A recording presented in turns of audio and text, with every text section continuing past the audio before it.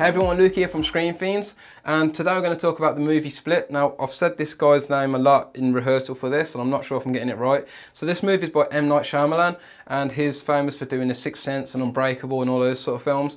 And this film basically follows a man with split personalities as he kidnaps 3 girls. So this is in my opinion, this is a welcome return to the world of psychological horror for M. Night Shyamalan. I mean, he has made some pretty shit films the last few years. Less Airbender, awkward. So, without further ado, let's get into this. 3 teenagers are kidnapped by Dennis, one of the many multiple personalities inhabiting Kevin Wendell Crumb, a victim of childhood abuse who suffers from severe dissociative identity disorder. Over the course of the film, the 3 girls must plot their escape, though each of Kevin's personalities present new and often dangerous challenges. As this is an M. Night Shyamalan flick, expect there to be a few interesting twists along the way.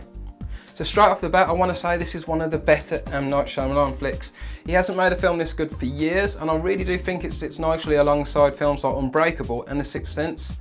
He really is good at these sort of psychological horror films. I mean, the only problem he suffered later on after the Unbreakable is that his films kind of become a little bit contrived and felt a little bit forced with some of the twists and that he was trying to implement into his films. Saying that, they weren't all bad. I really like Signs, and I actually quite like The Village as well. They just weren't up to sort of like The Sixth Sense or Unbreakable sort of level, and then he went and made some really bad stuff. But it's nice to see him back doing this sort of stuff. The film is largely character driven and so relies heavily on the actors. There are many tense dialogue scenes, but don't worry, there are also a few tense action scenes too. 2 of the kidnapped girls are like typical high school girls, and while they're not necessarily dumb, they're kind of short-sighted in their attempts to escape from their captor. However, the 3rd girl, Casey, is an outsider, and over the course of the film, it's revealed why this is and how it makes her smart and resourceful in the given circumstances. All 3 girls put in pretty good performances, and I like that they don't stray too far into the dumb young girl territory. Over the course of the film, Casey, played by AnyaTaylor-Joy, really opens up and shines, though it's James McAvoy's performance that steals the show. This isn't the first time James has played a character with multiple personality disorder, but the sheer amount of characters he portrays here is a credit to his acting chops.